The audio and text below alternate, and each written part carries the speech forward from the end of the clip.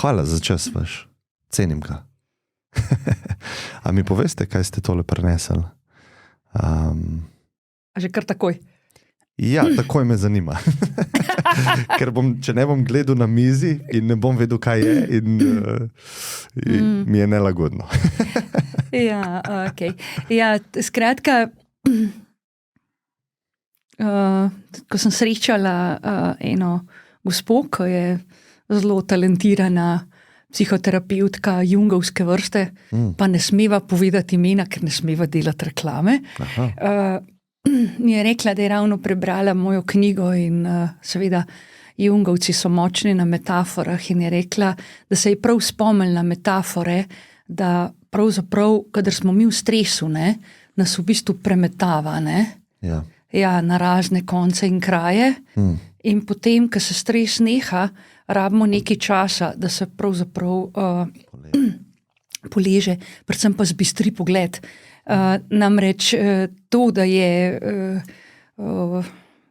tole nasmeteno v krogli, pravzaprav moti realen pogled na situacijo. Skratka, v stresu, kadar lih ne rešujemo zdravja in življenja, je boljše se malo usesti, počakati, da se tale čarobna kugla sprosti. In to sem jaz povedala potem par pacientom in so navalili in pokupili vse kugle, ki so jih dobili.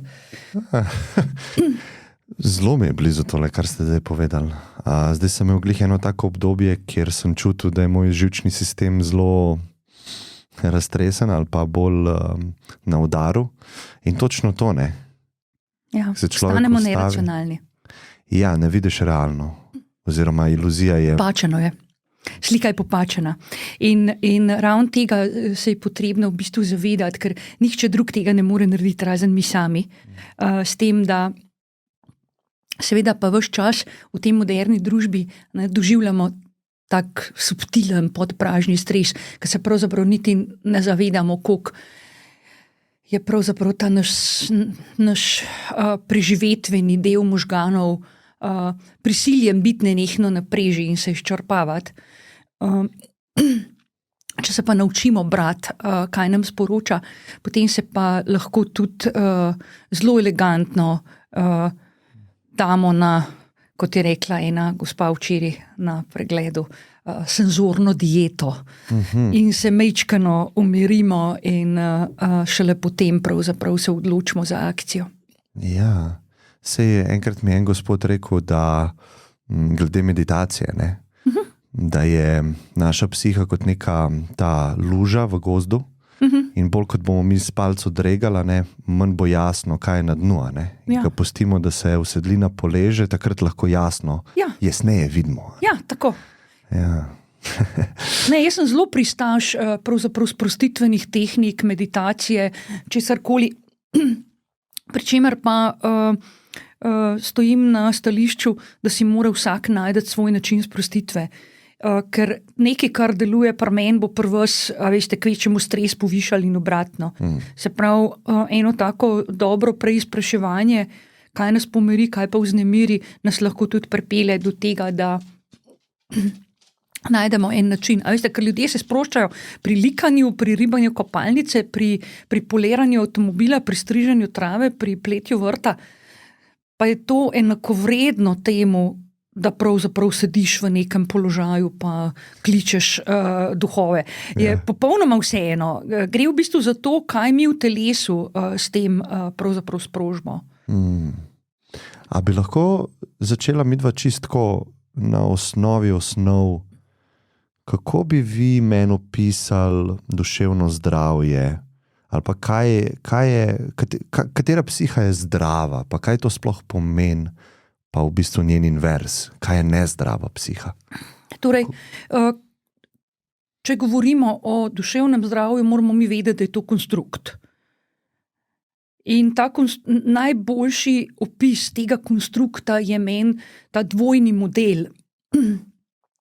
V literaturi ga najdete pod dual model, pri čemer imate na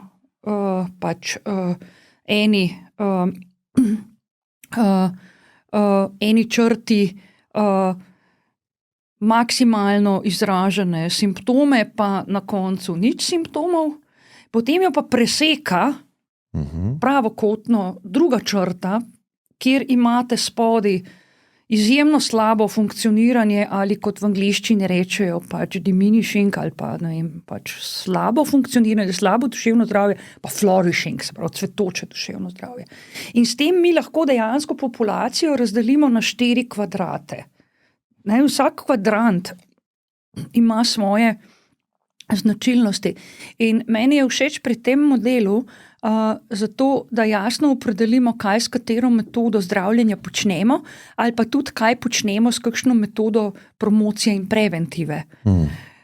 Ker mi dejansko s promocijo in preventivo skušamo ljudi spraviti na to, da ne bi zboleli, se pravi, da bi dobro funkcionirali, ker če se ti znajdeš pod črto, potem se boš zelo hiter premaknil tudi v simptome, se pravi v bolezen.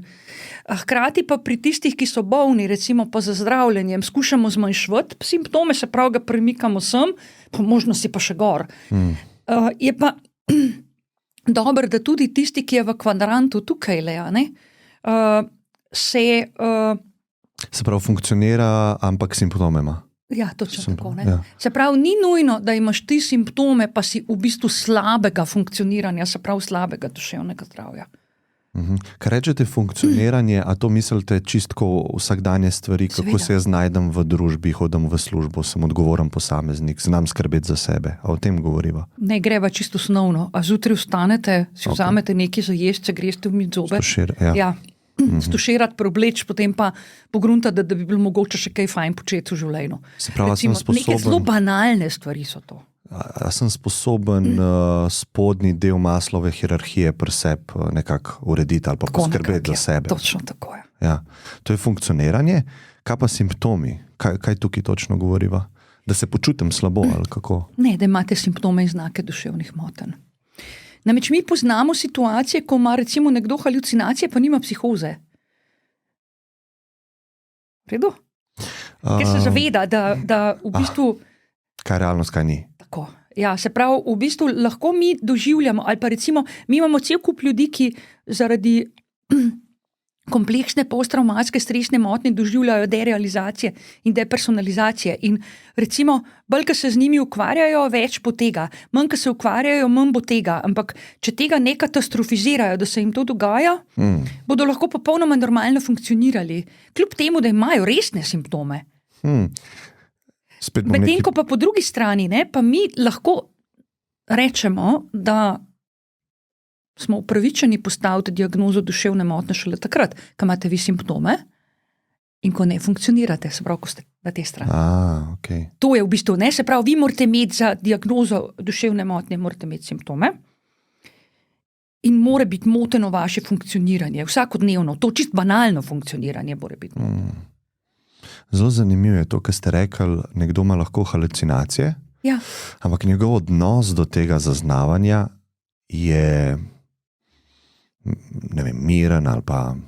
Pač to je del njegovega notranjega sveta in to je to. Ja, in zna ločiti. Ja, zna ločiti, kdaj se mora pač odzivati na to, kaj žena reče ali pa šef, kdaj pa se lahko meni s svojimi glasovi. Razumem, ja. Zna to zelo ločiti, mi temu rečemo, da ima v bistvu dvojno realnost, v bistvu, da je dvojno orientiran. Če pa tako vzemeva duševne bolezni, Motnje rečemo rajše, ja. Motnje. Ja, rajši zaradi tega, ker je manj stigmatizirajoče.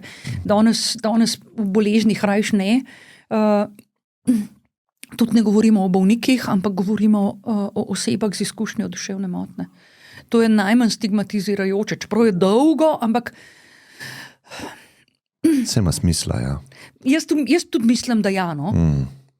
Tudi odnos naš se kreira skozi besede, ne? In besede imajo določeno težo in vpliva na odnos. Besede imajo emocionalno valenco.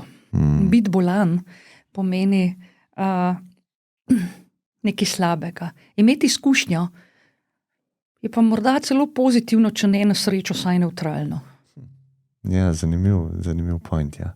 Ampak če greva tako po teh motnjah, katere so najpogostejše zdaj v sodobnem svetu? V razvitem svetu imamo že, 20-30 let pravzaprav epidemijo, o kateri nihče ne govori. Ne? In to so motnje povezane s stresom, depresija, se pravi, pač ponavljajoča se depresivna motnja, strokovno, in pa anksiozne motnje, vse po spisku. Tako da tega imamo ogromno, vendar se s tem pravzaprav ljudje niti niso kaj zelo ukvarjali v tem sistemskem smislu. Čeprav je bilo nekaj narejenega, tudi v Sloveniji in tudi v svetu. Medtem ko pa recimo bipolarne motnje, shizofrenije je enako, kot jo je bilo zmeri. Ker je ta zelo pravzaprav pogojena, zdaj ne vemo pač, ali nevrodegenerativno, ali nevrorazvojno, ali kakorkoli, ali skratka genetsko, ali kakorkoli, sej vzroka ne poznamo, mi vidimo samo, kaj se dogaja. Demence je več, zato ker se populacija stara, ker pač demence je več pri starejših, če se enostavno in bolj, ko imaš starejšo, ko imaš populacijo, večji delež te populacije bo obolevalo za demenco. Pri stresnih, anksioznih in pa depresivnih motnjah je pa tako, da pravzaprav nam dejansko število se povečuje. Celo v bistvu alarmantno se nam povečuje pri otrocih, mladostnikih in mladih odraslih. Se nekje sem bral pred časom neke statistike glede depresije, da se ocenjuje, da 200 do 400 milijonov ljudi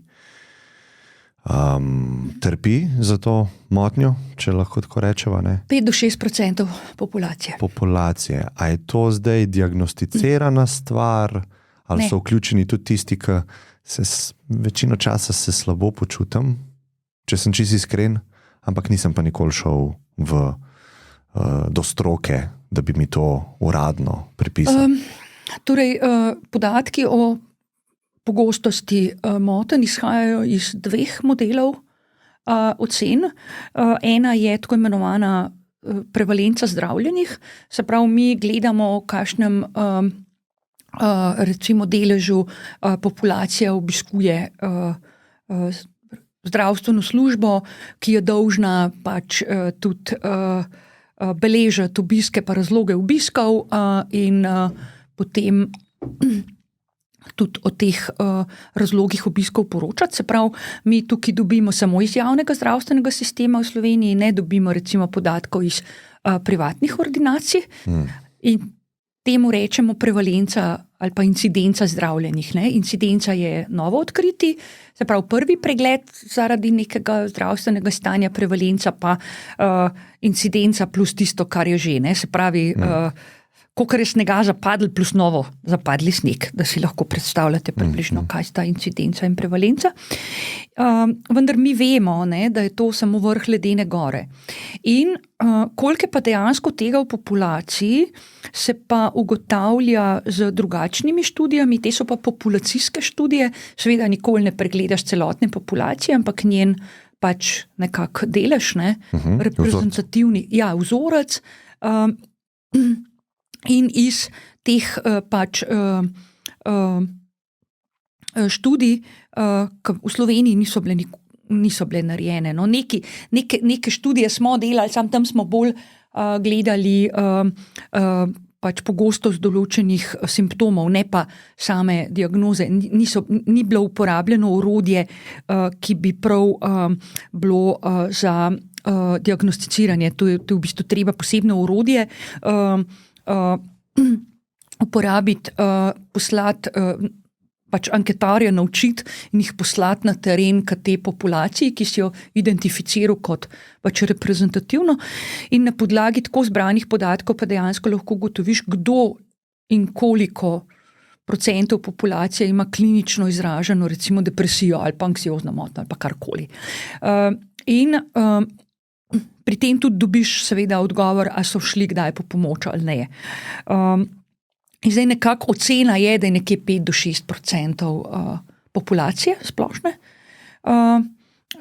ima pravzaprav klinično izraženo depresijo. To pomeni, da bi jim koristila strokovna obravnava.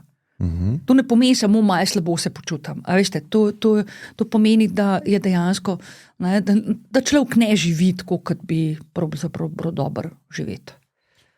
A mi poveste več o tej neki lestvici, ki jo vi uporabljate, ki je, mislim, da je skala od 0 do 50 glede depresije. Ne, veste, o čem govorim? Ne, pojma nimam. Jaz zdaj tudi ne bom mogel, ker sem takole iz glave povedal. Se pravi, nek vprašalnik obstaja, ki se ga da ljudem in oni ga izpolnejo in pol mi na tej skali vidimo, kako huda je oblika depresije, s tem, da okrog številke 50 smo že proti samomoru, recimo, ne? Torej, lestvice več. Imamo Hamiltonovo, Cungovo pa Bekovo, verjetno mislite eno od teh treh. Skoraj zagotovo je. Kaj? Skoraj zagotovo je ena. Ja, ena od teh treh, pri čemer sta Cungova pa Bekova samo ocenjevalni, se pravi, lahko človek to sam izpolni, medtem ko Hamiltonovo je pa intervju in dejansko tam greš po posameznih simptomov. Ja, greš po posameznih simptomih in označaš in potem je nekje arbitralno določeno, do kje depresijo imaš, do kje je blaga, med katero cifro je zmerna in nad katero je v bistvu huda depresija. To je pripomoček za samo pač klinično delo lahko, vendar pa se večinoma uporablja v raziskovalne namene. V kliničnih primerih je v bistvu depresija, a veste, tako jasna, da pravzaprav ne rabiš kaj dost kvačkati s kakšnimi lestvicami. Ja, tako da jaz niti ne, no, mislim, pogledam pa, če mi človek prinese, ker namreč velikrat se zgodi, da to na internetu ljudje izpolnijo, pa ChatGPT, pa Google, pa tako, pa tretje, pa mi pa prinesejo izpolnjeno lestvico, pa tisto mi bi malo pogledala, a ne? In ja, mislim, super. Vsi kar prav postavijo diagnozo, pri depresiji ne falijo. A veste, kaj mi je bilo zanimivo pri tej lestvici? Da so pol tudi definirali, za koliko točk posamezne stvari, akcije, medikamenti pomagajo, ne? Ne, drugače je. V kliničnih študijah je nekje dogovorjeno, to je pač konsensa, veste, da koliko se ti more v bistvu celotni seštevek, recimo Hamiltona, znižati, zato da rečeš, da je v bistvu terapija učinkovita. To je in zadeva je taka, da pač seveda želiš čim bolj znižati, ampak ni pa treba iti na 0, da rečeš, da je terapija učinkovita. No, tako. Ja, razumem, ampak če primerjava recimo, ne vem, neurejeno spanje, urediva, ali pa ne vem, neurejeni odnosi, pa urediva, ali pa aktivnost fizična, pa urediva, izpostavljenost v naravi, ne? To sem nekje videl, da v bistvu je možno primerjati te aktivnosti, pa tudi medikamente med sabo. Ja, seveda, ker vse dvigne lepo serotonin. Ja, in pa kar mi dopamin, pa kužki dvignejo, pa mucki in ostale domače živali dvignejo oksitocin in to je vse dobro. Ja, in kar mi je bilo zanimivo, da medikamenti so imeli, ne vem, 3-krat manjši efekt kot, ne vem, spanje, recimo, ureditev spanja. Zdaj ne vem, jaz to vse iz glave govorim, ampak rad bi se o tem... Vi ste gledali študije, a veste, in pri študijah morate vedeti, ne, da določene izsledke je možno posplošiti, določenih pa ne. Zato, ker je, a veste, jih morate gledati v sklopu študije same, ne. Ampak recimo klinična praksa, da vam mirno povem, ne, kako jaz delam in tudi učim specializante, a veste. Zelo preprosto jim rečem, poglejte, dobite človeka, ki že par noči ni spal, ali pa slabo spi že zadnje 3 mesece, ne, mislim, pa tam simptomov, a veste, ko berač uši, ne. Ja, in najprej uredimo spanje, ko se bo človek naspal, ga še enkrat pogledamo in če ima takrat simptome, gremo pa zdraviti. Koliko je spanje v resnici pomembno? Kako pa uredimo spanje, recimo, čisto ja, v takem primeru, če je to zelo razrušeno, ga pač s kemijo. Z kratkotrajnim predpisovanjem enega nabora enih zdravil, ki jih ne bova imenovala, ker ne smeva delati reklame, ampak zdravila so varna, učinkovita in jih pišemo na mesto uspaval in pomirjevalki, pa niso ravno najbolj varna. Zlasti, če mislimo, da bo recimo za utrditev, umiritev spanja, recimo človek potreboval malo dlje časa. In v takem primeru je pa seveda neko predpisovanje in ga uspavala pa nesmiselno oziroma celo škodljivo. In potem mi uporabljamo nizke odmerke antidepresivov ali pa celo antipsihotikov, za katere vemo, da niso indicirani za to indikacijo. Mislim, pač niso, ne? Ja, ampak vemo pač, da delujejo. In v resnici pri teh zdravilih uporabimo njihove neželene učinke. Stranske učinke, ki so takrat želeni. Tako. Ja, mal me uspava, ali kako? Ja. Aha. Zakaj pa delujejo antidepresivi za recimo pomoč pri spanju? Ali lahko ta efekt velikokrat, uporabimo tiste antidepresive, ki grejo na histaminske receptorje. In histaminski receptorji pa pač so pomembni za vzpostavljanje spanja. Je pa tako, veste, da pri nekaterih, ki nimajo zelo hudih težav s spanjem, ampak jih pa vseeno to muč, pa prehranska dopolnila uporabljamo in so dejansko tudi učinkovita. Kaj pa? Ne bova delala reklame. A ja, ne smeva reči, ne vem, B12 ali pa ne vem, magnezij, ne smeva tega reči. Ne smeva. Ampak to je, sej ne bom drezil v to, ampak... Se bo ChatGPT zelo natančno povedal. Ja, razumem. Ampak to niso brendi ali pa znamke, to so pač sestavine v našem vesolju. Zakaj ne smeva o tem govoriti? Čistko me zanima. Ne vem, no, jaz rajš... Razumem. Ja, jaz sem rajš na varni strani, tam, kjer sem lahko, ker sem velikokrat na nevarni strani, tam, kjer mislim, da je to treba. Pa mogoče malo izbiram, kje se bom izpostavljala, kje pa ne. Razumem, ok, spoštujem to, ja. Kaj pa, recimo, zdaj sva spanje opredelila, a bi bilo koristno še kakšno drugo stvar izpostaviti pri tem procesu? Pri procesu okrevanja je zelo pomembno vzpostaviti spanje in pa včasih se je potrebno razbremeniti začasno. Pri nekaterih pa ravno to ne, ker se jim potem šele začne dogajati v glavi. Namreč tukaj v tem primeru štartamo na recimo tisti, ki jim koristi zaposlitev, tako mentalna kot telesna kot tako. Te imajo ponavadi, veste, tako stalno misli, ne, tako... Motor dela. Hrček dirka po kolesu in tudi, če se že opleta od utrujenosti, še vedno dirka. Se pravi, takim bo koristilo, da se zaposlijo z nečim, kar jim zelo pritegne pozornost. Tako da taki ljudje niti ne potrebujejo staleža, ampak je bolj pametno, da delajo, ker če so doma, se jim, veste, vrti. Pri tistih, ki so pa telesno zelo utrujeni, taki pa dejansko potrebujejo počitek. In taki se šele zavejo svoje utrujenosti, potem, ko jih mi ustavimo. Ker velikokrat človek rabi dobesedno telesni premor.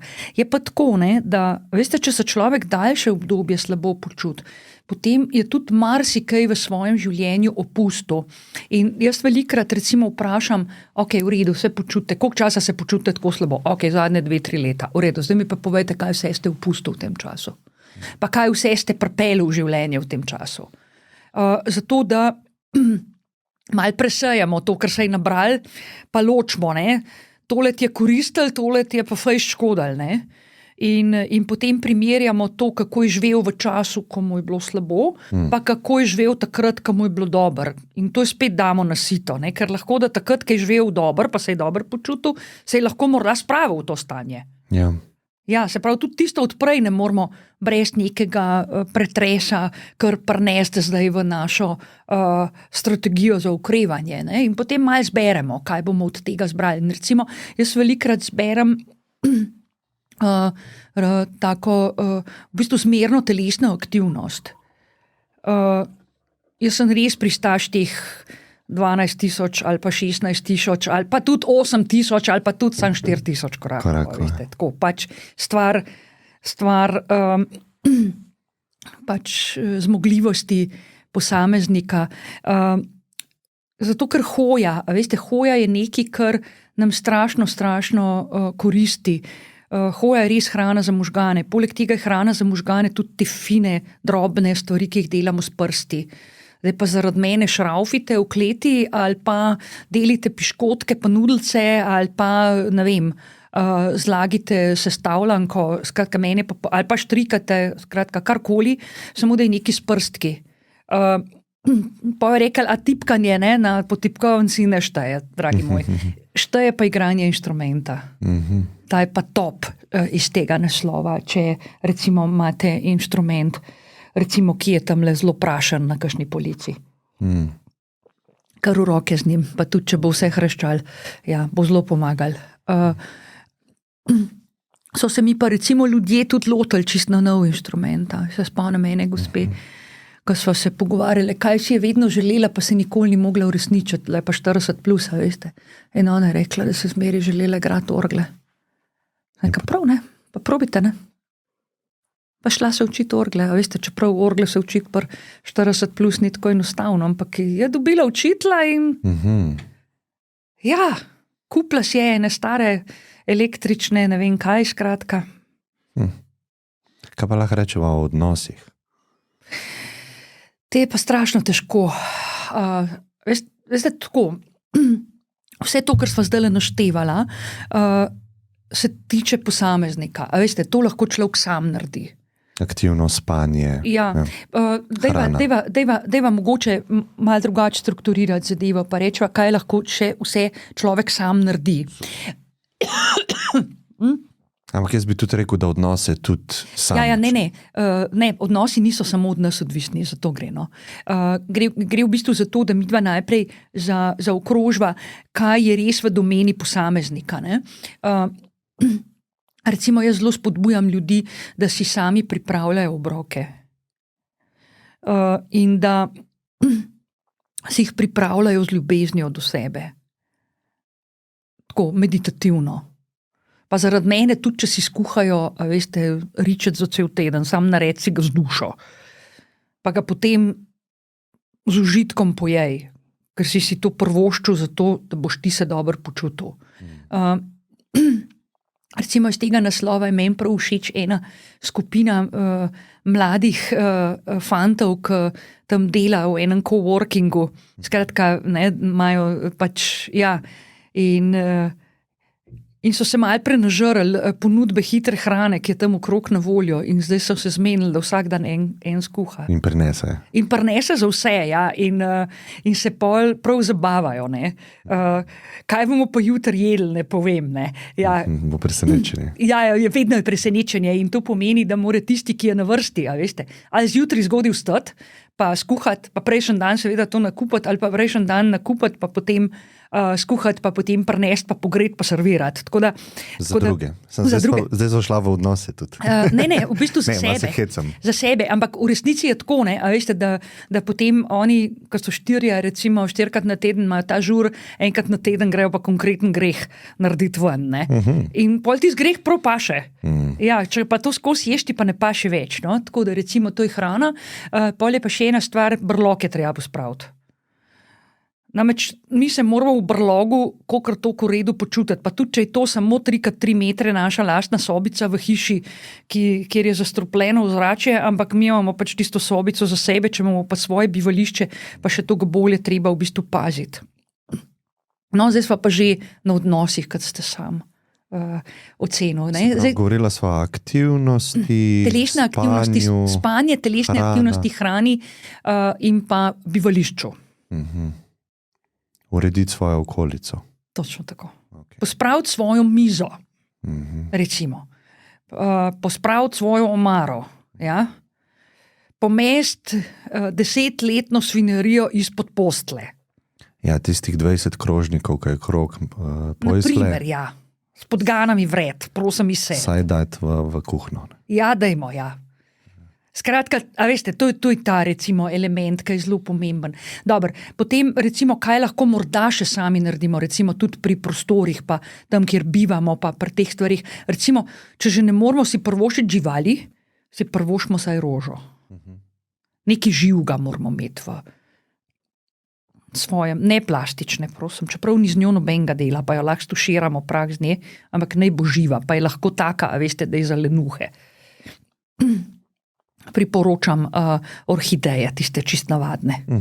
Ja, enkrat na teden jih daš malo v vodo sedeti. Pa so zelo pridne. Tista roža je zelo zanimiva. Ja, ta je tudi v redu, ja.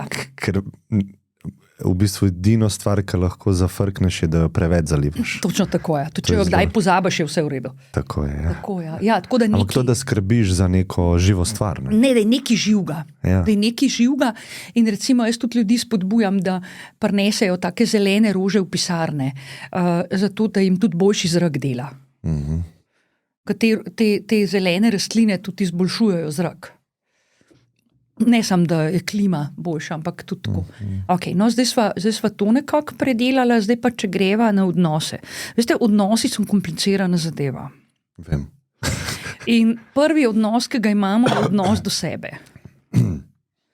In to, veste, tako, ko prevetrimo garderobo 4-krat na let, ne, če jo, ne, pa bi bilo mogoče fajn, da jo, ne, bi mogli tudi nenehno imeti pod nadzorom pravzaprav odnos do sebe. To je to.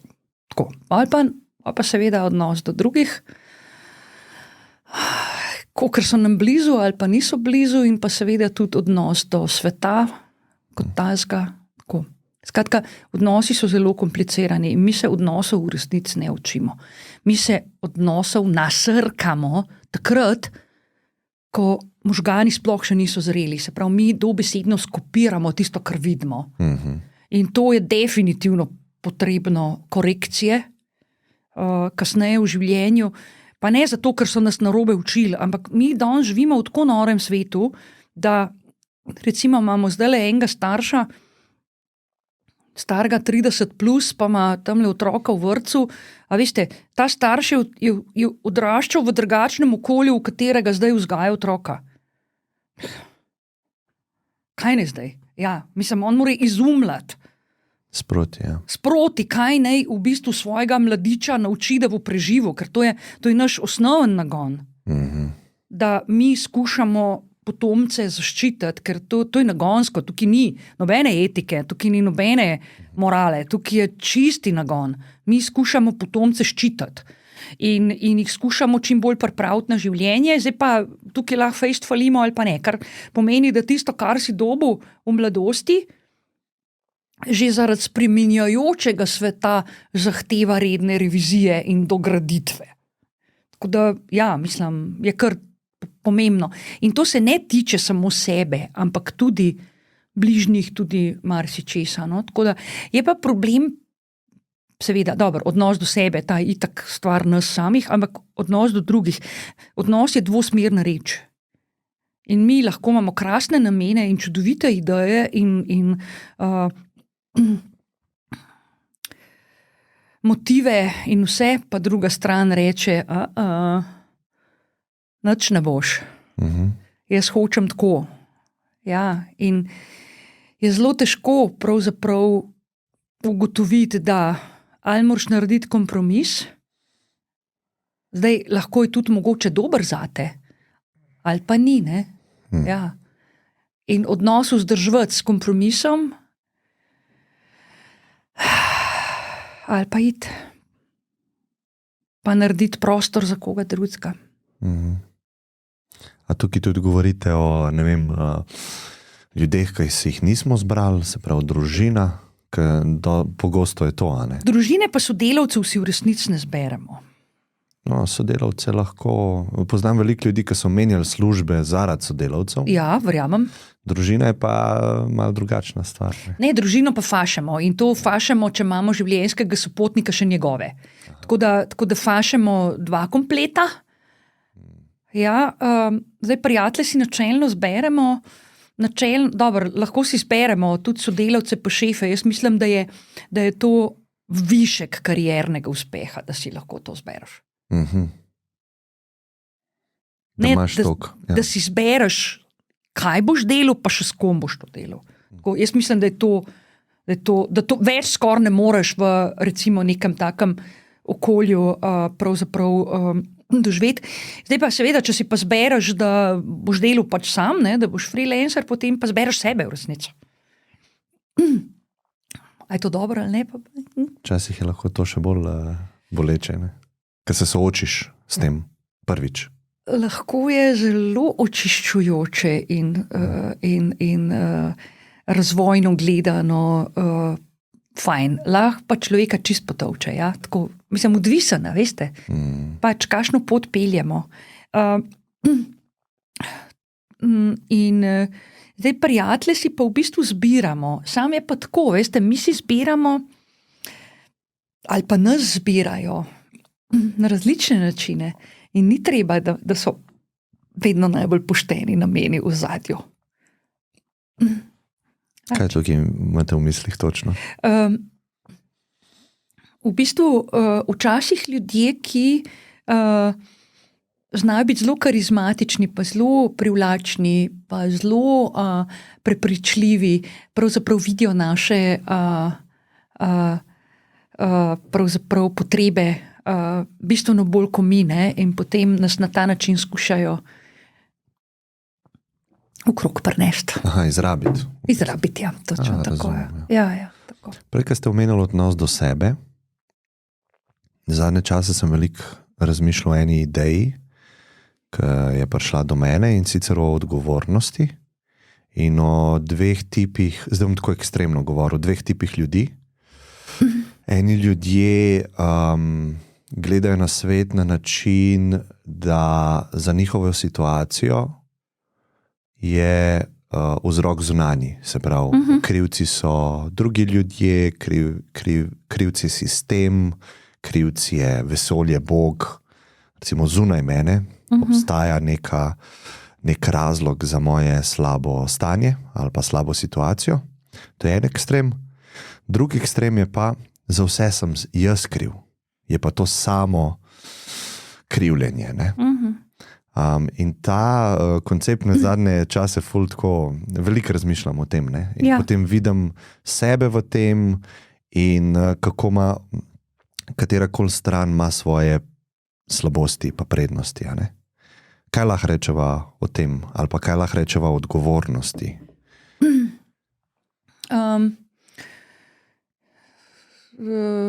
Prevzemanje oziroma prelaganje odgovornosti ali pa zavedanje odgovornosti je samo en element alopsihičnih oziroma avtopsihičnih obramb. Avtopsihične, zdaj pa tako, najprej o obrambah. Ne? Mi pač, a veste, življenje je težko. Ja. Velikrat. Ne zmeri je tudi fajn, je tako, ampak ne glede na to, kdo si, kaj si, ali si rojen z srebrno žlico ali pa, veste, z leseno, se ti v življenju zgodi toliko pa toliko neprijetnosti. Mislim, pač ne moramo zbežati, veste, tako. Ne? In zdaj naš pač duševni ustroj ima celo paleto nekih preživetvenih mehanizmov. In avtopsihične obrambe so take, ko se skušamo čim bolj prilagoditi in čim bolj sebe spremeniti zato, da bomo lažje preživeli.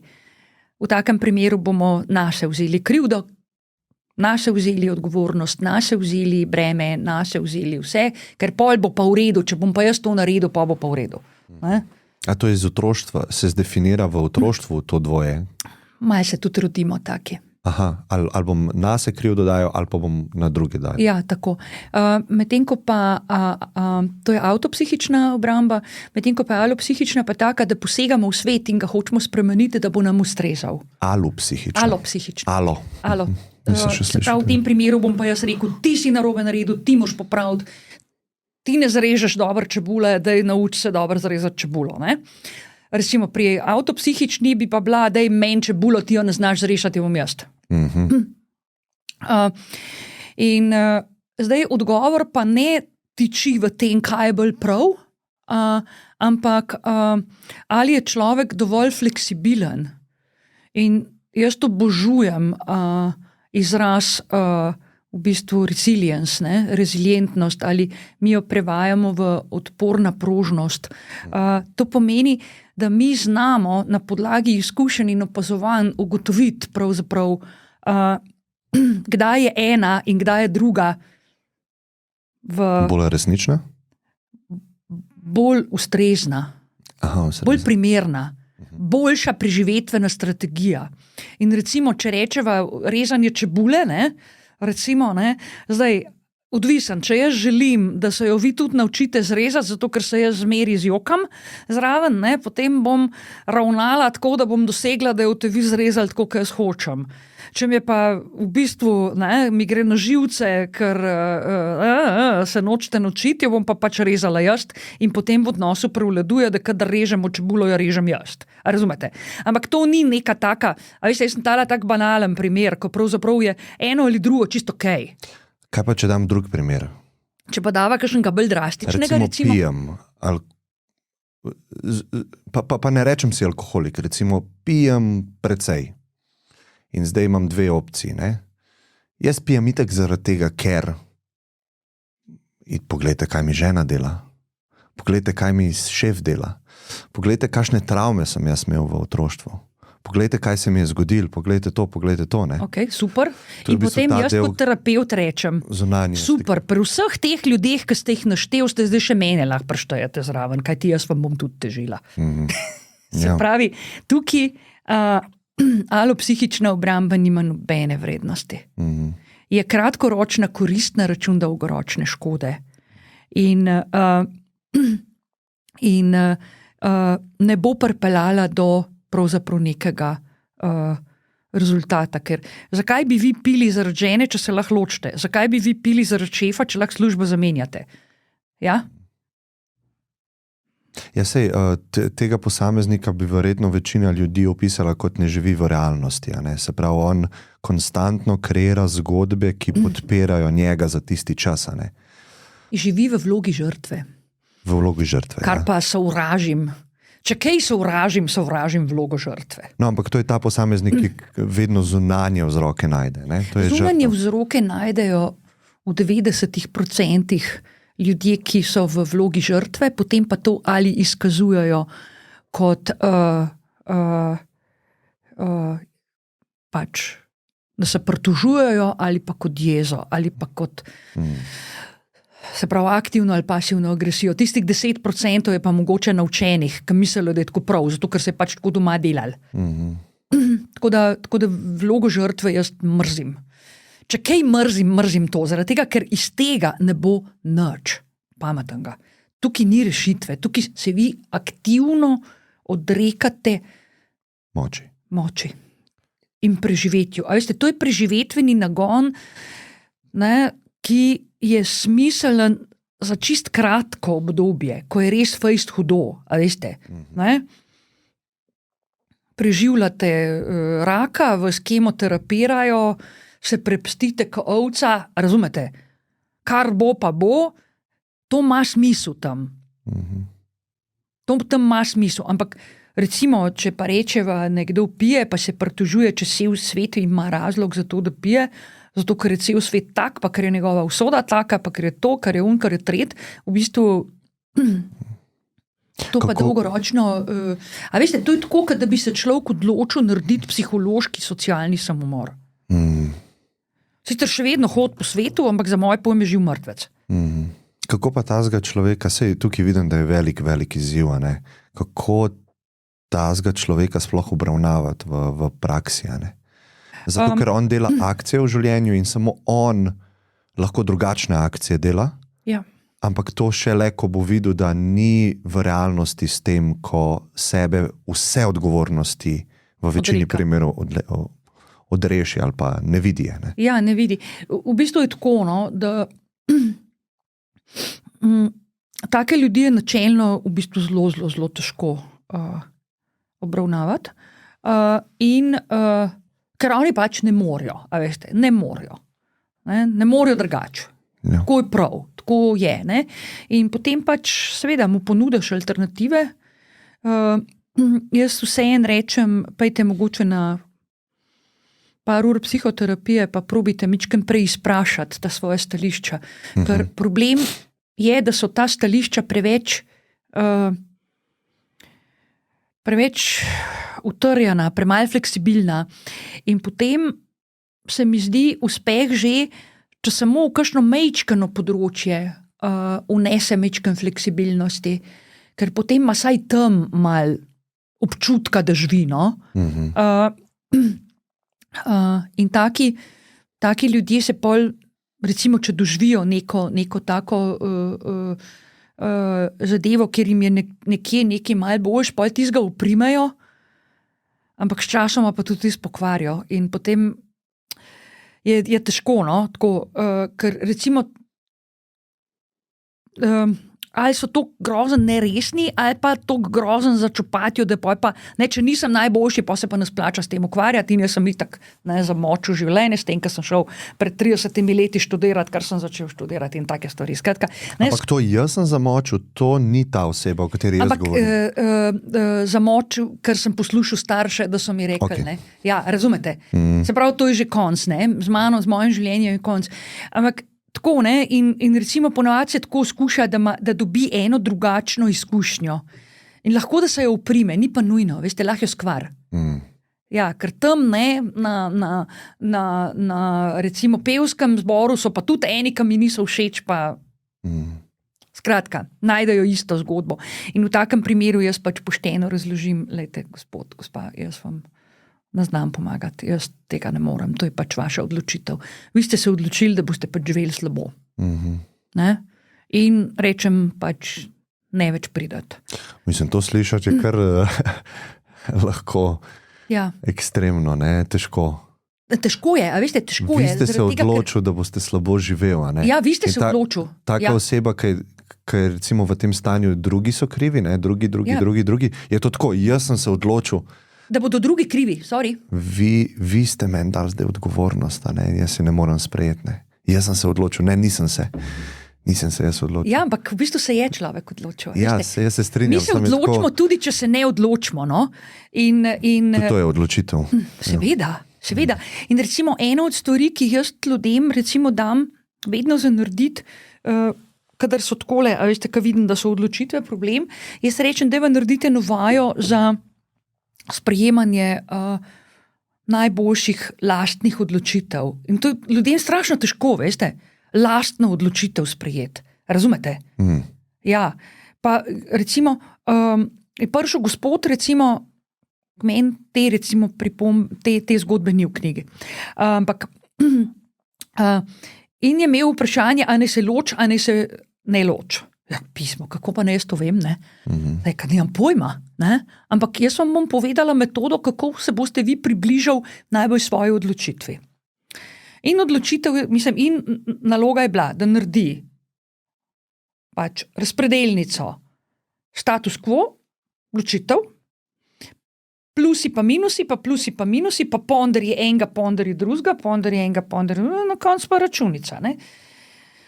Sem rekel, ok, če boste imeli še kakšno vprašanje, pridite, ne? In on se res naroči čez 2 meseca, ponovno. Prinese A3 list, Excel, tabelo. Je rekel, hočem biti zihara, sem jaz tole prav naredil. Sem rekel, super, deva. Pa sva šla analizirati. Pa jaz tam najdem pri plusu status quo, ne? Goveja župca. Ja. Žena kuha dobro. Očitno. Ja, ok. Ponder pa... Ponder ne zelo visok. Ja, se. Pogledam na drugo stran, ja, pri spremembi, a je on dodal dejavnost, se sam naučim skuhati govejo župco. Ne, ni jo dal. In jaz sem mu na goveji župci razložila, kako naj on dopolni zgodbo. On je potegnil v en računalnik, Excel tabelo, sva šla popravljati. Razumete? In to pomeni, ne, se pravi, mi rečemo, kaj je dober, kaj ni dober, kaj bi bilo drugače, ne, če se jaz začnem odločati drugače. Vsak plus ima svoj minus, pa vsak minus ima svoj plus, ne? Tako, ampak, a veste, ne, mi pa zgubimo to v ja, analizi. ampak mi recimo, a veste, vi morate paziti, ne, na eni strani imate govejo župco, ki vam jo skuha nekdo drug, na drugi strani imate pa govejo župco, ki se jo vi naučite skuhati sami in jo tudi sami kuhate. Ne, da goveje župce ni, a razumete? Ampak da do nje pridete na drug način. Neka priložnost je tam, ne? Za nekaj novega. Ne? Ne, in seveda, mislim, njemu so takoj začeli, to se kar videli, kako delajo, a veste, klikarji, ne? In je razumel, kaj to pomeni. No, ampak seveda se pa zgodi včasih, da pri tem, ko to zračunajo lepo ljudje, je približno pol. A veste, recimo imate 800 na eni, pa 825 na drugi, točk, po vseh izračunah in analizah. In v takem primeru pa rečeš, zdaj si pa vi te ponderje še enkrat pregledajte, pa si zamislite, da 5 let takole živite. Ali pa takole. Pa naredite ponderje, pa ni več, veste. Pol je pa bolj jasno. Ja, pol pa je diskrepanca se okrepi. In takrat pa točno človek ve. In potem, jaz rečem, pa shranite to, zato ker če se boste kdaj vprašali, kaj pa kako, zakaj ste se tako odločili, vzemite to ven. To ne pomeni, da bo ta vaša odločitev čez 10 let enako relevantna, ampak ta trenutek je najbolj, kot je lahko. To je recimo ena taka zgodba, ki se splača narediti. Se pravi, jaz ne vem, kaj je za nekoga. Dobra odločitev. Samo, če pa nekdo ni tok, veste, nima tok psihologičnega mišljenja, da niti ne razume, da so odločitve v bistvu naše, tudi če nič ne naredimo, da je to v bistvu odločitev. In če mu tega ne moreš dopovedati in še zmeri trdi, da je ladjica, ki pluje brez vesel, brez motorja, brez jader in jo premetava po odprtem morju, potem pa, dragi moj, naj te pa premetava dalje in ne mi hoditi zdaj javkati, da se ne počutiš dobro. Ja. Se ta prispodoba za jadranje je meni zelo blizu, zato ker imamo več elementov v tej metafori. Imamo morje, nad katerimi nimamo vpliva. Vreme, nad katerim nimamo vpliva. Ja. In v bistvu mi moramo začrtati si neko smer, potem pa s temi silami plesati. Točno tako. Jadro pa imamo, Sam to zavedanje, kje imam kontrolo, kje nimam kontrolo. To se je pač treba v bistvu vse, Skoraj vse. Naučiti se moramo. Ja, zato ker lažje vedeti, kdo sem. Ja. Kaj so moje močne strani, kaj so moje šibke strani. Recimo pri tem gospodu z govejo juhco, njemu niti na misel ni padlo, da bi se on lahko naučil skuhati boljšo. Sprav so to neki pogledi, ki so ožji, kot bi lahko bili. Kot bi lahko bili, ja. Sej to je pomembno, če ti nekdo na drugi strani omogoči ta priložnost za širši pogled. Ja. To je v bistvu lahko neka taka zdravilna stvar. Ja, ampak veste, človek se mora tega zavedati, v bistvu, da je njegova odločitev to. Seveda se bojiš vedno, ko narediš neko večjo odločitev. A veste, majhne odločitve, a bomo jedli tako ali tako juho, a veste, tudi, banalnost, ampak recimo, a bo vstal poročena, se bo ločil, a veste, to ni tako simpel odločitev. To se pa splača pretehtati, ali pa recimo, a bom zamenil službo, recimo, to se splača pretehtati. A se bom preselil, a bom prodal hišo, ali pa bom prodal stanovanje, ki ga ne rabim, a veste, to so velike stvari, to so velike odločitve in te se res splača pretehtati in se potem odločiti na podlagi nekega res dobrega v bistvu pretresanja vseh možnih elementov. Ampak še vedno je to odločitev tukaj, zdaj, danes. Mogoče bi čez 10 let mislil drugače, ampak zato pa shraniš ta elaborat, na podlagi katerega si prišel do neke odločitve, ker takrat ti je bilo pač pomembno to. A mislite, da je v otroštvu, recimo, če imava to osebo, ki vidi zunaj sebe krivce, pa recimo razloge za vse v njegovem življenju, da je v otroštvu starš, ki je vplival na njega, bil inverzen. Se pravi, imava recimo mamo, ki je krivila sebe za vse. Ja, lahko je model. Ja. In tako bom jaz pol krivil druge, ker je ona sebe. Ali pa, če mama krivi druge za vse, bom jaz sebe krivil, ker je tudi njena stvar na mene. Zdaj, zelo različno je. Pač mi lahko to posrkamo vase, pa ni čist naše, ampak smo pač se tako naučili. Drugače pa večina ljudi, to je tistih 10%, jaz nekje ocenjujem, da je takih, da so naučeni tega.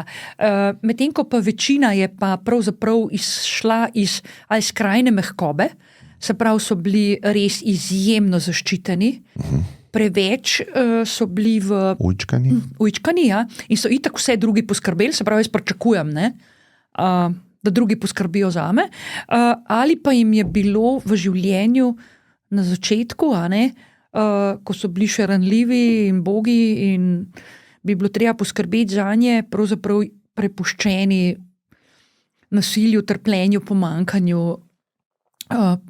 se pravi prikrajšani ljudje. Ampak v resnici midva lahko oba dava na prikrajšane. Ker eni so bili prikrajšani za to, da bi se učili samostojnosti, drugi so bili pa prikrajšani za podporo. Ampak tako, in seveda tisti, ki so bili prikrajšani za podporo, imajo navadno višjo toleranco za frustracije in te se lažje preukrenajo, kot pa te, ki so bili v bistvu vzgojeni z mehkobo. Te so ponavadi, jih mora življenje face tepst. So hitro jih zlom življenje, ne? Ker niso prej jih zlom, a veste, ker pač življenje ni mamina dojkica. Tako. Ni, pa tudi niso srečni, a veste, ker življenje ne teče tako. V življenju se moraš ti res, a veste, boriti za svoj prostorček pod soncem. Niso srečni ljudje. Tako da na ta način mi starši ne naredijo dobro. Kaj pa ta drugi pol, recimo, krivim za vse sebe? Ja. Koliko imate pa s takim... Tega imam, kar hočete. Tega imam še več, kot unga prejšnjega, ker oni niti ne pridejo. Seveda, ja. Seveda. Oni živajo, kako svet stoji. Zakaj bi jaz tam sedel, če bi vsi ostali mogli iti na terapijo? Ja, tako. Ok, se pravi, ta pa krivljenje sebe, a ne? Ja, tukaj imam pa anksiozne ljudi, depresivne ljudi in pa seveda praktično vsi izgorevčki grejo iz tega naslova, ker vse nas se jemljajo. Vidim, da imate zelo tak način, ki je meni zelo blizu, ta tough love, tako zelo direktno poveste, nekoga povlečete v realnost, tako le zdaj, tuf. Ja, brez milosti.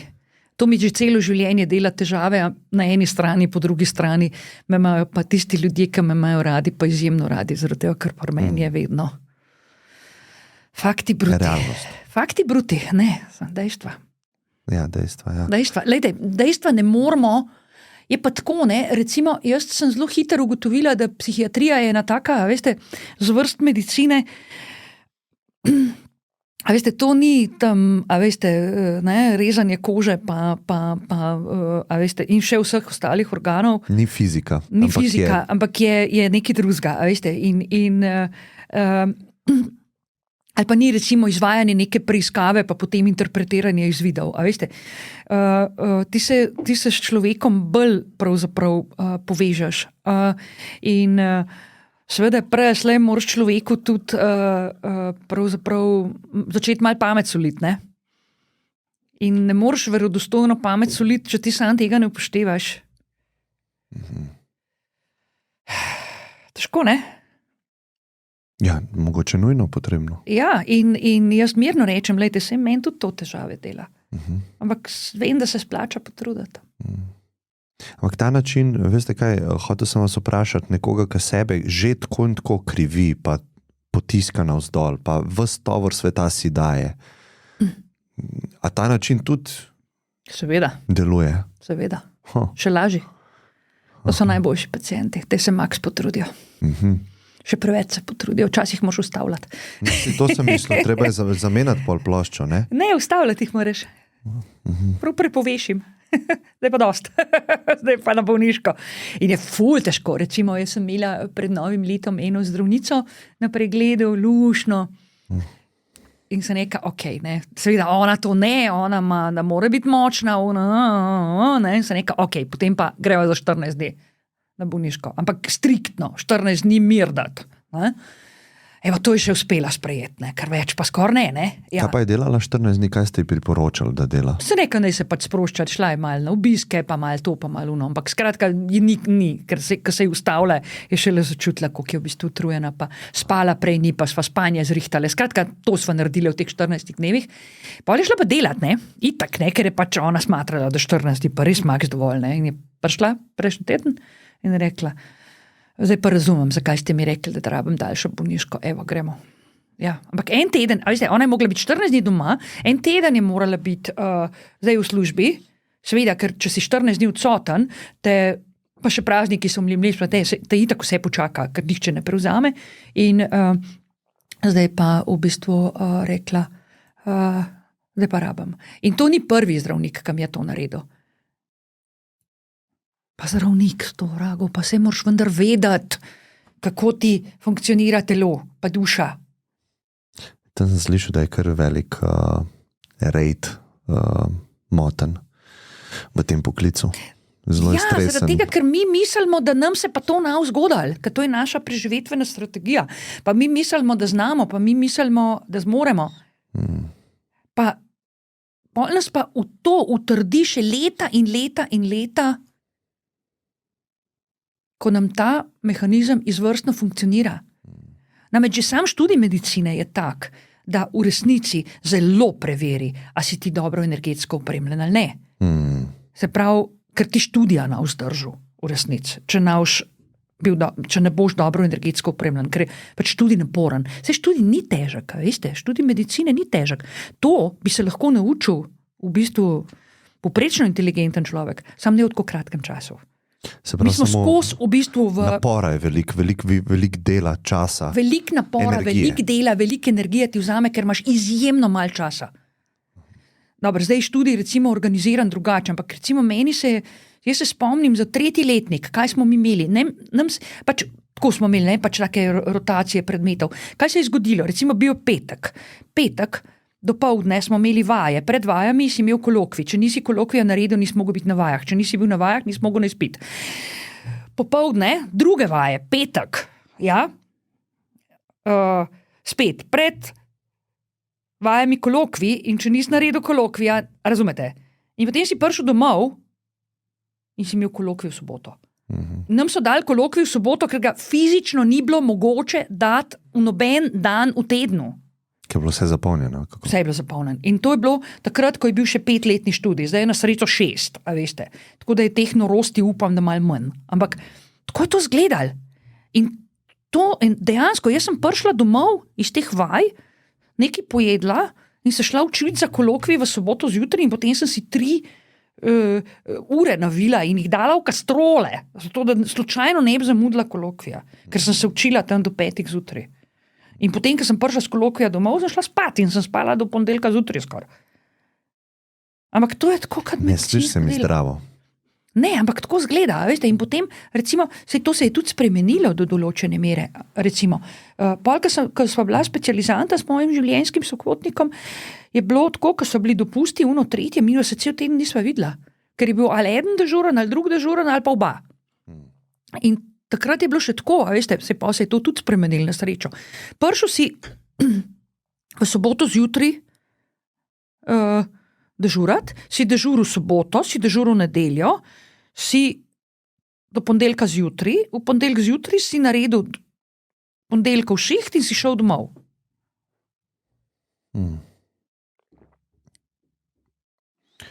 Mislim, to moraš biti fizično dovolj pri močeh in zato jaz vem, da ogromno zdravnikov zelo dela na telesni kondiciji, ker tega fizično ne vzdržal. Vse mentalno to zdržiš, zaradi tega, ker pač znaš, ne? Ker pač veš, kaj moraš narediti. Ne? In jaz toplo polagam ljudem na dušo, ne se jeziti na dežurne zdravnike, ne veš, koliko časa je v službi dec ali pa gospa. In trud se nekaj narediti zate. In ne ga prosim še dodatno stresirati. Probite čim bolj sodelovati, prilagodite se, hkrati pa kolegom rečem, če jim gre v bistvu že para čez ušesa, za božjo voljo, zgin domov. Ne? Se pravi, oboje nagovarjam, poskrbite. Tako kot piloti, veste, pilot se mora izjasniti, a je sposoben pelati ali ne. Zdravnikov to nihče ne vpraša. A smo sposobni za biznis ali ne. Ti sam to pomisliš, če bom pa zdajle ne šel v službo za 2 dni, zato ko sem prehlajen, me bo vse počakal. Ampak to je stvar organizacije dela. Jaz upam, da se bomo enkrat spametvali, no, pa to naredili malo drugače, ker, a veste, jaz dam prav mladim generacijam, da se jim pa mogoče tega ne gre več, no? da se jim ne zdi več tako zelo herojsko početi take stvari. No? In jaz tudi osebno mislim, da je to bolj pameten pristop. Ja, če za sebe ne poskrbiš, s časoma boš zelo težko za druge, ker ne boš sposoben. In tako da mora biti po mojem na prvem mestu ta koncentrični krog, potem pa, ko si sposoben, pa zmožen, ga lepo širiš. Ne? Ja, točno tako. In pri zdravnikih imam jaz tako, ne rečem, zdaj boste pa na dolgi bolniški, najprej se dogovorimo za 1 ali 2 tedna, pa da vidimo, ne. pa itak že vidijo, koliko je ura, no, tako da. A razumete, ne, to logiko? In to seveda, bolj je adrenalinska, veste, specialnost, težje jim je kaj dopovedati. Ja. Kaj lahko poveva o smislu, v povezavi z zdravjem, psihološkim, psihičnim? Nekje sem prebral, da največji porast teh duševnih motenj je glih med veliko takih ljudi posluša to, med 20 pa 25 let v zadnjem času. Ne vem, če to drži, ampak boste vi povedali, kako je z mladimi, pa izgubo mogoče smisla ali pa konceptom smisla v modernem času. Spomnim se podatka, da med bombardiranjem Londona, med drugo svetovno vojno, ni bilo samomorov. Oziroma zelo je padel ta rejd samomorov. In to nekako ni logično. Ti si v neki taki zelo težki preizkušnji, zelo težki situaciji, zelo stresni situaciji, ampak nek smisel mogoče čutiš. Moramo biti zdaj povezani med sabo. Vojna je, Ja, takrat se preživetveni, veste, mehanizem boja, bega vključi, ali pa tudi zamrznitve, in ta izključuje kakršnekoli filozofske razprave, ker takrat itak odide ta abstraktni del mišljenja in se mi ukvarjamo z golim preživetjem.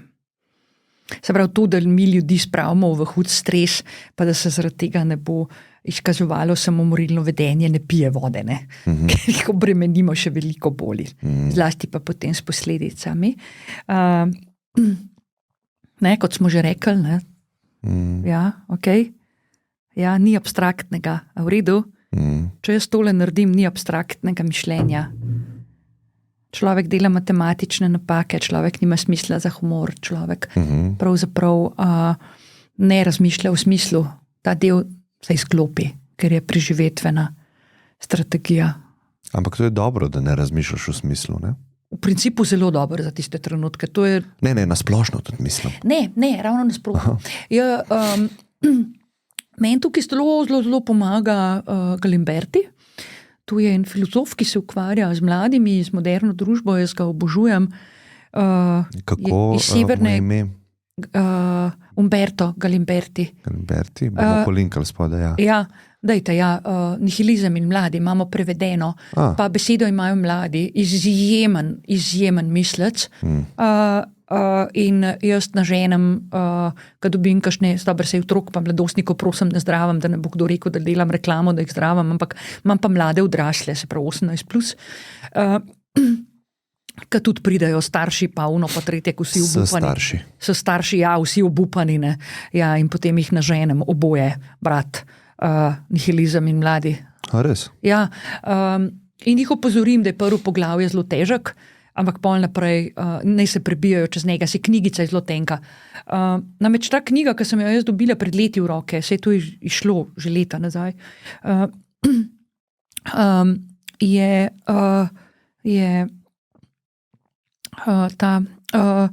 je meni v bistvu pomagala razumeti mlade. Meni so bili vesoljci, mislim, res. In ko sem to knjigo prebrala, sem rekel, wow, to je to. Ja, in mi je lažje mi je bilo. In je še zmeri zelo aktualna. Ta besedo imajo mladi, je pa zelo zanimiv, ker namreč je gospod iz vprašanj, ki jih je on mladim zastavil, in tisto, kar so mu mladi pisali, je v bistvu naredil knjigo. Se pravi, noter so v bistvu vprašanja in odgovori. Zdaj pa vprašanja so od mladih, ali pa vprašanja so njegove, odgovori so pa ali njegovi ali pa od mladih, in je noro dober v bistvu Smo nek dialog, kot neka spisana terapija. Ja, v bistvu je zelo dober. In to zelo priporočam v branje, ker ti razjasni marsikaj. No, in tam govori v bistvu o smislu. In kako pravzaprav najdeti smisel s tem, da vzameš svoje življenje kot eksperiment. In ga probaš čim bolj polno živeti. Ne čim bolj noro, ampak čim bolj izpolnjeno. Kaj to pomeni? Da sprejemaš dobre, prave in svoje odločitve. Da sprejemaš odgovornost, da neguješ odporno prožnost. Praktično, kaj bi to pomenilo za enega 21-letnika, ki živi doma, pri mami, mogoče neki študij, tako malo na pol dela, tako malo tava v življenju, slabo se počuti, pa ima pa na voljo pornografijo, družbena omrežja, Netflix, Instagram, OnlyFans. Ja, ta je že malo zavozil, veste. No, ampak jaz to vidim, da ni toliko malo ljudi v taki situaciji. Ne? V takem primeru bi jaz mami svetovala, da ga vrže ven. Ker če ne študira redno, ga ni več dolžna preživljati. In naj se potomec preživlja sam. Če ne misli sodelovati pri domačih opravilih, naj pač poskrbi zase. Obstajajo zelo drastične terapije takšnih situacij. Zdaj, odvisno je, koliko je kdo partnerjev. Jaz poznam eno družino, ki je svojega potomca izselila na ta način, da so mu kupili stanovanje in ga tja izselila. Ja. Pač so jim omogočale finance, takšne sorte. Škoda.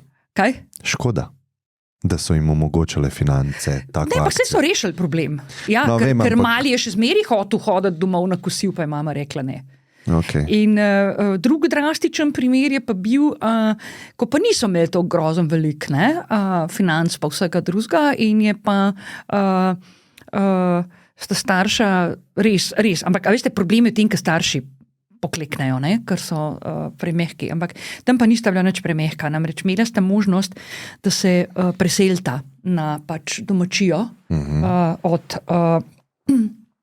pač enega od staršev, ko sta jo podedvala, in če bi pa tisto domačijo hotela obnoviti, bi pa morala v bistvu prodati stanovanje v Ljubljani, a veste, to je veliko denarja, ne? Ja. In sta to dvema negodnima, mladima odraslima, ki sta se fino udomila, v bistvu pri njih, ja, doma, en celo s partnerjem, drug pa brez vsega, ampak še tako, da zdaj pač ne grejo po svoje, ker bosta ona dva stanovanje prodala. Koliko sta bila pa stara ta dva otroka? 20 plus, no. Tako, ja. Ampak starši so bili kar tako, mislim, kar odločni.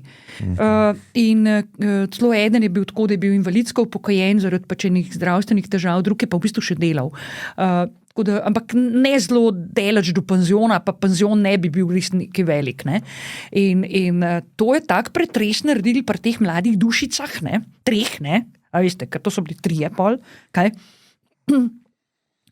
Da so te seveda naredili najprej skoraj 3. svetovno vojno, potem pa starši so pa kar ustrajali, so rekli, ja, glejte, znajdete se, midva bo to prodala, ker morava tam si porihtati, stvari, In potem so pa, jaz sem pa v bistvu mama je bila moja pacientka, jaz sem ji pa lepo suflirala, kako pogajanja voditi, ja. In sem rekla, dokler ne bo ta prave stvari vam pripeljali, vidva ustrajita, Sej ni še treba prodajati, ampak pač lahko pa tudi zaradi mene, tudi objavta, pa ne že kakšen pride malo pogledati stanovanje, pa to, pa vidva naredita že malo načrt, pa naredila sta pa načrt obnove, tako da je bilo totalno jasno, koliko je tam obnove in koliko je tega, koliko je unga. Skratka, se je zgodba se je dobro razpletla. In potem so res tam mali prišli z idejo, a lahko mi pa v bistvu, nam je pa malo težko, tečno, tretje, da bi pa mi to stanovanje prodali, ker stanovanje je pa fajn, imeti v Ljubljani, pa tako, in potem je še sosed prodajal garsonjero. Se pravi, in je najprej tem ponudil, ki je videl, da tam imajo kohabitacijo dveh. Ja, je rekel, pa če vam ponudim, pa razumeli so se pa tako. Skratka, še en element je bil zraven in potem so tam mali prišli na idejo, kako bi pa oni pa vseeno obdržali, a ne, da je ta stanovanjček pa po možnosti še unga kupili, pa ne se starša tja preselita, sam pismo ne bi bili pa mi zdaj brezdomci. Ja, in so neka, no, to je pa ta prava muska, na to pa slišimo. Ne, sam to je bilo res je bilo zelo dobro. In ja, na koncu se lepo zmenili, da v bistvu ta mali vzamejo kredit, da kupijo v bistvu tista drug stanovanje, starši jim ga pustijo tega, ne? Lepo, ne? Tako. Mularija hod pa pomagati, obnavljati tisto domačijo, da bo treba manj za delavce dati. In ja. Kompromis je bil. Kompromis je bil, ja. In je bil fantastičen kompromis in to je tam male čist spravil iz ene ležerne ugodnosti in vihanja nosa nad vsem, ker to je bilo tako, veste, recimo je mama kupila recimo v eni trgovini sok, že ni bil dober, bi mogla v drugi trgovini ga kupiti. Kaj? Ja, to je bilo kar tako, mislim, kar zadojeno. Zadojeno, ja. Ampak je bilo dobro pol. Pa se je pa ta samski preselil v to garsonjerco. Ja.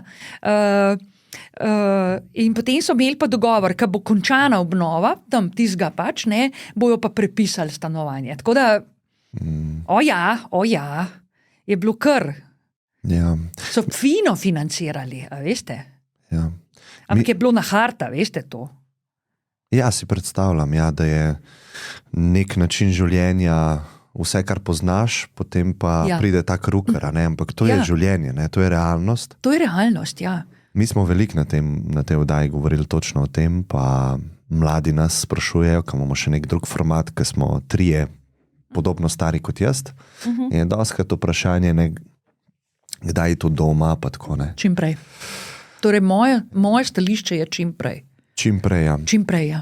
Ja, mislim, da vsi mi trije smo tam pri 18 šli od doma in to je bil največji dar za mene takrat, ker soočen si z avanturo, ki reče življenje, čim prej. Čim prej, ja. Recimo to, kako sem jaz odšla pri 16, recimo, kar sem tudi napisala v tej knjigi Notranji krokodil. Ravno zaradi tega, ker se mi je zdelo pomembno, veste, da res iz sebe povem, zakaj jaz neka stališča, razumete, zavzemam.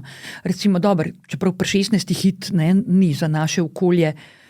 Za Skandinavijo je bolj normalno, kot recimo za slovenske razmere, čeprav tudi marsikateri starši ful podpirajo, da grejo otroci recimo v internat pa tako. Kot del šolanja, ne? In odraščanja. Odmakneš od gnezda. Ne? Točno tako, ne? In recimo pri meni je bilo popolnoma jasno, ne? Da jaz moram se odgovorno obnašati in sem se odgovorno obnašala. Jaz sem res verjetno zelo zgodaj odrasla, ampak in jaz osebno pravim čim prej, v bistvu. Če je zagotovljeno za neko osnovno varnost, a veste tako, ne? Se pravi, da ti imaš lahko pri zelo mlademu človeku zelo pravzaprav neke zrele nastavke in vidiš, da pravzaprav rabi starša čist drugje, kot pa pravzaprav finančno, materialno, okay. Tako, ali pa emocionalno podporo, ali kakorkoli. In recimo, jaz rečem čim prej, tudi če ti starši pri tem finančno pomagajo, in pa na kakršen koli način, ali zato, ker greš študirati v drugo mesto ali v drugo državo, ali če greš v internat, ali če greš ne vem kam zaradi mene. Ali pa če greš delati v tujino, jaz rečem pejt delati. Ja, pejt v bistvu. Pejt prvoš si, ne. Dobro, eni so radikalni, pa se preselijo za 2 leti v Šangaj, ne. Ja, mislim, v redu, pa se presel. Ja, vse smo različni osebnosti. Ja, mislim, ne, v končni fazi. Svet je odprt. Ja, točno to. To je lahko izkoristimo. Ja, to želimo. lahko izkoristimo in ne se tišati doma, hkrati pa v bistvu negodovati. Ne? Dobro, če ti je doma v redu, pa se razumete, pa se ne kregate, pa si to želiš, da boš živel doma, ok, živ doma, mislim, ni, jaz to ne rečem, da zdaj pa morajo vsi iti, ampak da si pa doma, pa mulo kuhaš, pa se vsi spotikajo čez tvoj dolg nos, halo, poki, pa pejt. Se odnosi izboljšajo, veste, marsikateri odnosi, ki so bliže na meji, veste, ne, varnega, ne sam lepega, veste, ne, se izjemno izboljšajo, če ti narediš, ne, tako. Nekaj naravnega, če narediš nekaj naravnega, da greš iz gnezda. A veste, pa se ni to tako bilo. A veste, v Sloveniji imamo tradicijo preužitkarske hiše. A razumete? Poznate to tradicijo? Ja, da lahko poveste. Ja, ja, recimo, to pomeni, da je velika kmetija imela hišo za gospodarja in njegovo družino, potem je imela pa še hišice za svoje pač, zdaj so to doska tudi podstrešja oziroma nadstreški. Nadstreški, ja. Ki si stanovanje uredijo. Za posle, ne. Hkrati je bila pa še ena mal boljša, pa za v bistvu bivšega gospodarja. In njegovo družico ali kakorkoli, ali pa pač za njega samega. In ko je prišlo do prenosa lastništva kmetije, se je bivši gospodar spravil v to hišo. Prav, ni bil skupaj, bil je na posestvu, ta hiša, jaz se prav spomnim, to sem prvič videla, ko sem bila čist majhna punčka, ko smo šli tam na obisk k enim družinskim prijateljem, tam v eno vaso v Litiji, ko so ravno pravzaprav selili.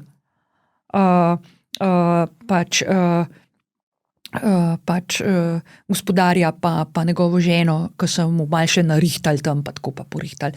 In ta hiša je bila tako 200 metrov stran v bistvu. Luškana. Meni se je zdelo to tako, sem rekel, wow, to je pa dober. Pa so izgledali zadovoljni. Ampak pač... Ja, ker če pa... A veste, delo na kmetiji ni enostavno. In jaz recimo zelo podpiram pravzaprav, da se ljudje zavejo, recimo. A veste, delo na kmetiji je samotno delo. In če ti delaš na kmetiji, delaš z domačimi in potem se z domačimi tudi dobiš na zajtrku, kosilu in večerji in še pri vseh izven dejavnostih. Imaš v bistvu skozi isti krog ljudi, kar ni dobro. Mi rabimo širši krog ljudi imeti. In recimo, jaz sem sodelovala pri par projektih, ko smo delali z mladimi prevzemniki kmetij, mi smo imeli predavanje ob 9. zvečer, takrat, ko oni nehajo delati. To je bilo čisto noro. Kako, izobraževanja so bila ob 9. zvečer, a on v bistvu ob 5. že začne, a veste, in tako, in dela sam. In smo jim točno to razložili, da pač imaš na eni strani medgeneracijske zgodbe, po drugi strani imaš pa dejansko samoto.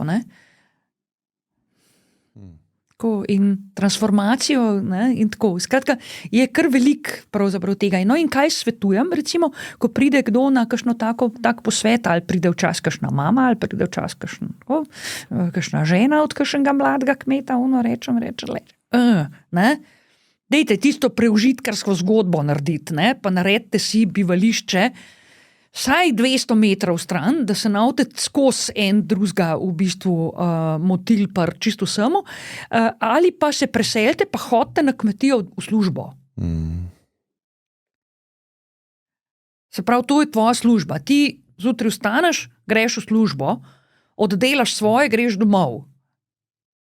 In to je tudi, recimo, jaz se spomnim enega fanta, ki je bil cel pravzaprav v stiski zaradi tega, kako naj zdaj mami pove, pa očetu, da njegova izvoljenka se noče preseliti na kmetijo. Ker ima hišo, ker so jo starši zapustili in se vcelili in ima celo bajto in jej se pač ne seli tja v eno podstrešje, če ima tle celo hišo in se nekaj tako jim razložite, da boste vi tam živel, pa hodil v službo. Koliko vidite vrednosti v tem, da nekomu na terapiji sugerirate akcije, proti temu, da samo poslušate nekoga? Kaj je bolj, bom rekel, zdravilno ali učinkovito, a ne? Pa da sam pride do odločitve. Ne, to je čisto drugače. Veste. Pri takih stvarih jaz uporabljam princip motivacijskega intervjuja, kjer je cilj, da se človek sam konfrontira, ne pa konfrontacija. Se pravi, konfrontacije v bistvu nikoli ne uporabljaš, razen tam, ko rečeš, oprostite, z vami ne morem delati. Ja. To je, ko zaključiš.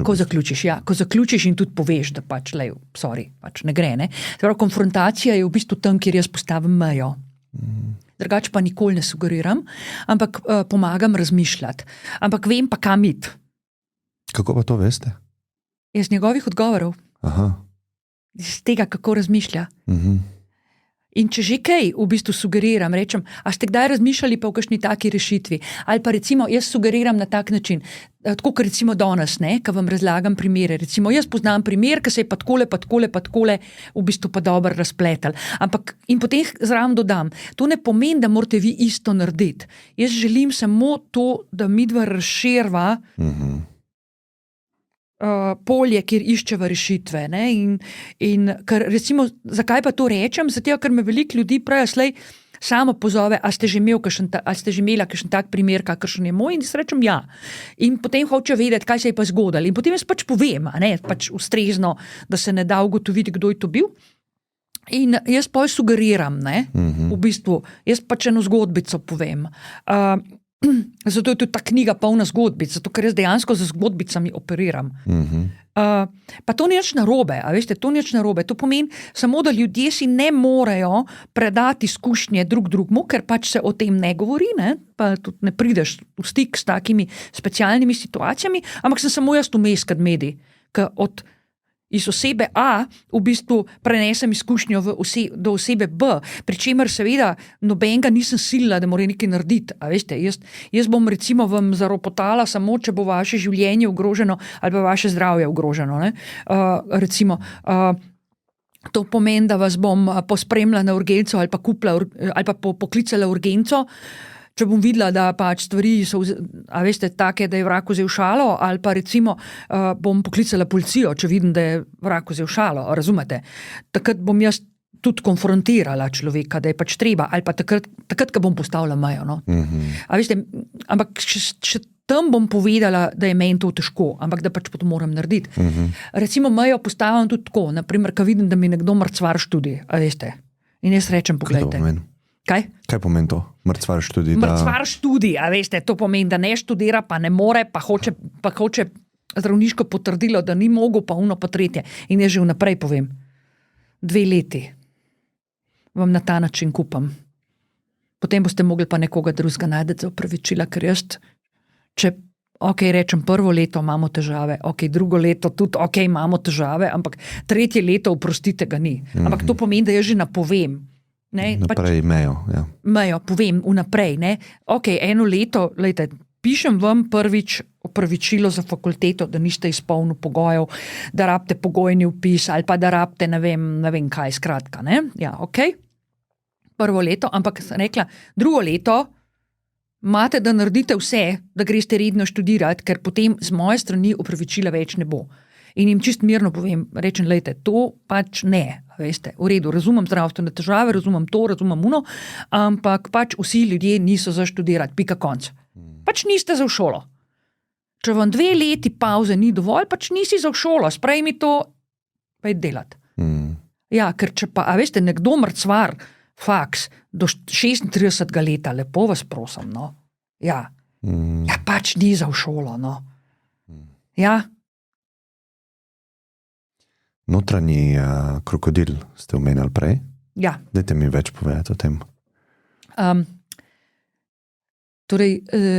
Midva z Juretom Aleksičem sva večkrat se srečala pri kakšnem intervjuju, ko ga je on imel, pa sva se vedno fajn ujela. Pol je pa padla ideja, da bi on pisal, ja, jaz pa govorila, ker jaz veliko lažje govorim, ko pišem. Ja, veliko lažje. Danes vam gre dobro. Ne, govorim lahko. Ni problem. Jaz sem bolj te sorte. Pišem težko zaradi disleksije, čeprav me rešujejo spelling checkerji. Na srečo smo jih izumili.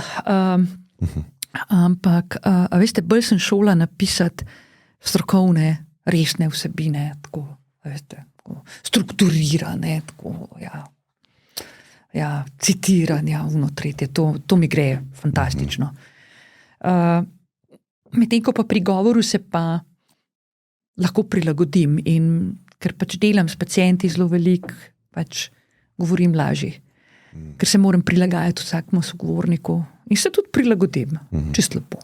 Spovem, ljudi, čist fajn. In pa sva najprej hotla, ker sva tako dobra sogovornika, da bi v bistvu bil dialog med nama, ker je tudi on tak zelo iskriv sogovornik. Pa so na Kjari rekli, da ne, da je model pisanja, ker je že več knjig on tako napisal s sogovorniki, tak, da pač on pač sprašuje, piše in potem avtor preveri in potem sva šla na to. Problem se je pa izkazal pri naslovu. Ne jaz, ne Jure, ne urednik se nismo mogli spomniti naslova. In potem je to vzela marketinška strokovnjakinja na Kjari v roke in je rekla notrni krokodil pa izkušnje naučene optimistke. Rekla, okej. In skratka krokodilčka imamo zdaj na knjižni polici. Gre pa v bistvu za to, da jaz noter pač govorim o Kroksu, ljubkovalno, moj prijatelj Kroks. Pričemer mislim v bistvu na stare dele možganov. To je v bistvu en tak pač, Kroks. Stari deli možganov so se evolucijsko najprej pojavili pri plazilcih. Kateri potomci so danes plazilci, ki še živijo, v bistvu krokodili. Pa tudi mi. Kuščari. Ja, seveda, samo mi imamo pač še malo nadgradnje, ampak v vsakem od nas, veste, je en košček dinozaura, ki ni izumrl, ampak živi dalje. Glih sem imel prejšnji teden predstojnika za neuro.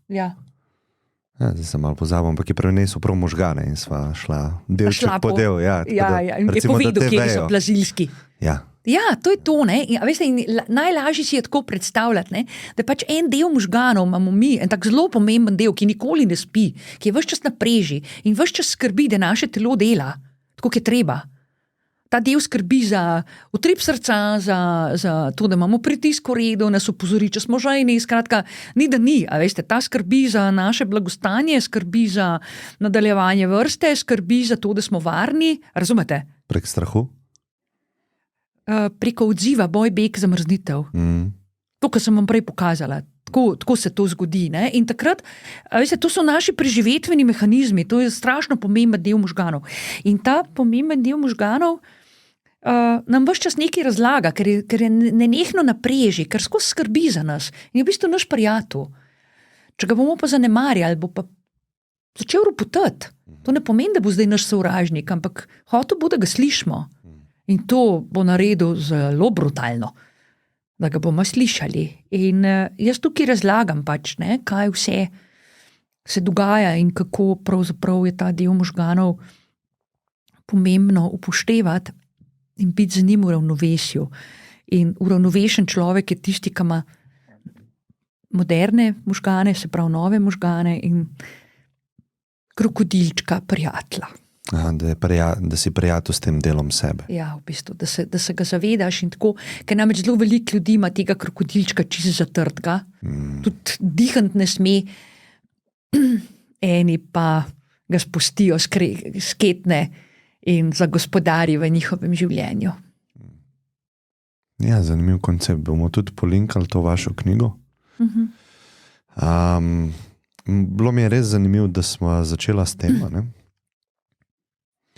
ker zelo pomemben koncept v modernem času se mi to zdi, da si damo čas za opazovanje in posledično se stvari umirijo. Bolj jasno jih vidimo. Dajmo si čas. A veste, ves čas nas nagovarjajo, hiter, pa ta ponudba, pa una zanimanje, pa to moraš pogledati, pa to moraš slišati, pa to moraš narediti. Dajmo si malo merno, ker veste, kaj se dogaja s kuglo, sam trese se. Ja. In to nismo mi, veste, to pomeni, da smo mi takrat v preživetvenem, preživetvenem modu in to ni dobro, no. Tako. Ja, se to vprašanje, kaj sem, je v bistvu neko tako večno vprašanje, ki ne vem, če obstaja odgovor na to, ampak je pa pot do tega odgovora življenje, bi rekel jaz. Grški filozof je rekel, neraziskano življenje nima vrednosti. Mislim, da je bil Platon, če se ne motim. Mislim, da je bil Platon, ja, kar sigurno. Pa ta napis na vratih Delfijskega templa, ne? Ja. Spoznaj samega sebe, ne? To tudi. Le zakaj so to rekli? Le zakaj? Nekaj so vedeli, ne? Definitivno so vedeli. In mi kar, a veste, kar ne bi, ne? A veste, kar ne bi, ne? Ja. Moje nimamo izbire, a ne? To se itak dogaja, da spoznavaš samega sebe. Moraš, prej, če drugega ne, pa trčeš sam vase, a veste. Ja, spoznaš ta del. Seveda. Jaz bi se, hvala vam za čas, pa za tale pogovor, zelo ga cenim in jaz mislim, da ga bojo tudi te, ki so poslušali. Ja, hvala za povabilo. Hvala.